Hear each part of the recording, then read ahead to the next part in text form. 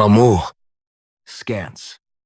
안녕하세요. 마무스캔지입니다. 오늘은 굉장히 흥미로운 두 가지 지표를 함께 소개해 드릴 거예요. 바로 엔벨로프 위치, 엔벨로프 돌파, 그리고 파라볼릭 SAR인데요. 이 두 지표 사실 서로 달라 보이지만 공통점이 있어요. 둘 다 가격이 과하게 올랐는지 혹은 너무 떨어졌는지, 즉 과매수와 과매도를 판단하는 데 활용되거든요. 엔벨로프는 이동평균선을 중심으로 위아래 채널을 만들어서 가격이 그 채널 어디쯤 있는지 위치로 판단해요. 파라볼릭 SAR은 추세를 따라 움직이는 점으로 표시되면서 언제 방향이 바뀌는지를 포착하죠. 한쪽은 채널 안에서의 위치를 보고 다른 한쪽은 추세 전환 시점을 잡아요. 따로 쓰면 각자의 역할이 있지만 함께 쓰면 훨씬 강력한 신호를 만들 수 있어요. 비트코인이나 이더리움처럼 변동성이 큰 코인 시장에서 이 조합이 얼마나 유용한지 지금부터 차근차근 설명해 드릴게요. 두 지표의 역사를 살펴보면 흥미로운 연결고리가 보여요. 엔벨로프는 1970년대부터 기술적 분석가들 사이에서 쓰이기 시작했어요. 이동평균선 하나만으로는 가격의 위치를 판단하기 어렵다는 한계를 느끼면서 이동평균선 위아래에 일정 비율로 밴드를 그려 채널을 만들자는 아이디어에서 탄생했죠. 이후 이 개념은 볼린저 밴드 같은 지표들의 기초가 되기도 했어요. 파라볼릭 SAR은 그보다 조금 늦게 1978년 전설적인 기술적 분석가 웰레스 와일더가 개발했어요. 와일더는 RSI도 만든 분인데요. 추세가 살아있는 동안은 따라가되 전환 시점을 최대한 빠르게 포착하자는 철학으로 만든 지표예요. SAR은 스탑 앤드 리버스의 약자로 멈추고 방향을 바꾼다는 뜻이에요. 엔벨로프가 가격의 상대적 위치를 수십 년에 걸쳐 정교화해온 지표라면 파라볼릭 SAR은 추세 추종과 전환이라는 명확한 목적으로 탄생한 지표예요. 두 지표 모두 시장의 과열과 냉각을 감지한다는 철학을 공유하면서 서로 다른 방식으로 발전해온 거랍니다. 자, 이제 엔벨로프부터 제대로 뜯어볼게요.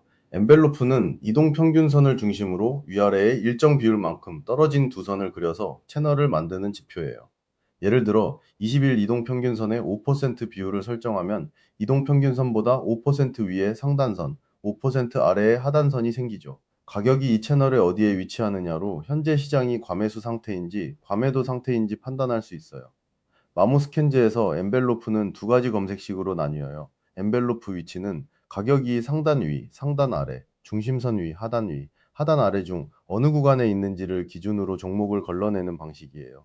엔벨로프 돌파는 종가가 상단이나 하단을 막 뚫고 나갔을 때, 즉 돌파 시점 자체를 포착하는 방식이고요. 비트코인으로 예를 들면 비트코인 가격이 20일 이동 평균선의 5% 위쪽 상단선을 넘어서면 과매수 신호로 볼 수 있어요. 반대로 하단선 아래로 내려가면 과매도 구간으로 판단하는 거죠. 파라미터는 기간과 비율 두 가지인데 기간이 길수록 느리고 안정적인 채널이 비율이 클수록 넓은 채널이 만들어져요. 파라볼릭 SAR의 핵심 원리를 이야기해 볼게요. 파라볼릭 SAR은 차트의 점으로 표시되는데 이 점이 가격 아래에 있으면 상승 추세, 위에 있으면 하락 추세를 의미해요. 추세가 이어지는 동안 점은 가격에 점점 가까워지다가 가격이 점을 넘어서는 순간 위아래가 바뀌면서 추세 전환 신호를 줘요. 이게 파라볼릭이라는 이름의 이유이기도 한데 점이 포물선처럼 가속하면서 움직이거든요. 파라미터는 두 가지예요. 가속도 초기 값인 AF 이니틱과 최대 가속도인 AF 맥스예요. 초기 값이 작을수록 신호가 느리게 반응하고 클수록 빠르게 반응해요. 최대 값이 크면 추세가 강할 때 점이 가격에 빠르게 붙어요. 검색식은 매수와 매도 두 가지예요. 매수 신호는 파라볼릭 SAR 점이 가격 아래로 전환된 시점, 즉 하락에서 상승으로 바뀌는 순간이에요. 매도 신호는 그 반대고요. 엔벨로프와 비교해 보면 차이가 명확해요. 엔벨로프는 가격이 채널의 어느 위치에 있는지를 보는 정적인 분석이고 파라볼릭 SAR은 추세가 언제 전환되는지를 보는 동적인 분석이에요. 두 지표가 각자 다른 각도에서 시장을 바라보고 있는 거랍니다. 자, 이제 두 지표의 검색식 종류를 한눈에 비교해 볼게요. 엔벨로프 계열 검색식은 두 가지예요. 첫 번째는 엔벨로프 위치로 현재 가격이 채널의 어느 구간에 있는지를 기준으로 해요. 상단 위, 상단 아래, 중심선 위, 하단 위, 하단 아래 이렇게 다섯 가지 포지션 중 하나를 골라서 조건을 설정하죠. 두 번째는 엔벨로프 돌파로 종가가 상단 또는 하단을 막 돌파한 그 시점을 잡아요. 상향 돌파와 하향 돌파 두 방향이 있어요. 파라볼릭 SAR은 검색식이 매수와 매도 두 가지예요. 매수는 SAR 점이 가격 아래로 전환된 직후, 매도는 SAR 점이 가격 위로 전환된 직후를 신호로 잡아요. 이 두 지표를 나란히 놓고 보면 엔벨로프는 현재 상태를 진단하는 검색식이 풍부하고 파라볼릭 SAR은 전환 타이밍을 잡는 데 특화되어 있어요. 솔라나를 예로 들면 솔라나가 엔벨로프 하단 아래에 위치해 과매도 구간에 있는데 동시에 파라볼릭 SAR이 매수 신호를 보낸다면 두 지표가 동시에 같은 방향을 가리키는 강력한 조합 신호가 되는 거예요. 각 지표 단독보다 훨씬 확신도가 높아지죠.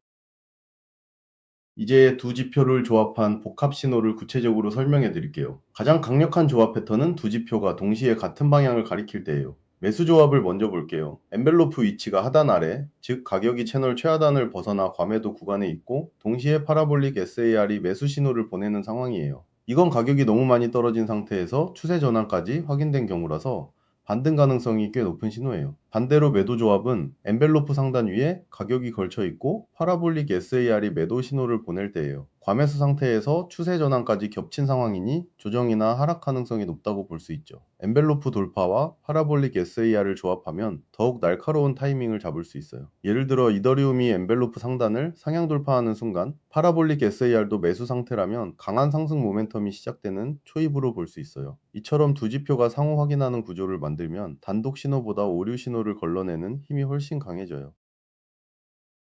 추세장과 횡보장에서 두 지표의 성격 차이를 정리해 드릴게요. 파라볼릭 SAR은 추세장에서 빛을 발하는 지표예요. 비트코인이 강하게 우상향하는 구간에서 SAR 점이 가격 아래에 계속 머물면서 추세를 따라가도록 도와줘요. 반면 횡보장에서는 가격이 SAR 점을 위아래로 자주 넘나들면서 신호가 자주 바뀌는 단점이 있어요. 이른바 채찍 신호가 많아지는 구간이죠. 엔벨로프는 반대로 횡보장에서 더 안정적이에요. 가격이 채널 안을 왔다 갔다 하는 구간에서 상단 근처면 매도, 하단 근처면 매수라는 판단이 비교적 잘 맞아떨어지거든요. 단, 강한 추세장에서는 가격이 상단 위에 계속 머물면서 엔벨로프 신호만 믿었다가 오히려 상승장에서 손절하는 실수를 할 수 있어요. 그래서 두 지표를 함께 쓰면 단점을 보완할 수 있어요. 횡보장에서는 엔벨로프 위치를 주신호로 삼고 파라볼릭 SAR로 추세 전환 여부를 확인해요. 추세장에서는 파라볼릭 SAR을 주신호로 삼고 엔벨로프 돌파로 과열 구간을 체크하는 방식으로 조합하면 서로의 약점을 채워줄 수 있답니다. 도지코인처럼 변동성이 크고 추세와 횡보를 자주 반복하는 코인에 특히 잘 맞는 조합이에요. 오늘 엔벨로프와 파라볼릭 SAR의 핵심 이론을 함께 살펴봤어요. 엔벨로프는 이동평균선을 중심으로 채널을 만들어 가격의 위치와 돌파를 판단하고 파라볼릭 SAR은 추세를 따라 움직이는 점으로 전환 타이밍을 잡아요. 한 지표는 위치를 보고 다른 지표는 방향을 보는 구조라 함께 쓰면 훨씬 강력한 신호를 만들 수 있다는 거 꼭 기억해 두세요. 다음 실전편에서는 마모스캔지에서 이 두 지표를 직접 설정하고 실제 코인 종목에 적용하는 방법을 구체적으로 알려드릴게요. 구독과 좋아요는 영상 제작에 힘이 됩니다. 감사합니다.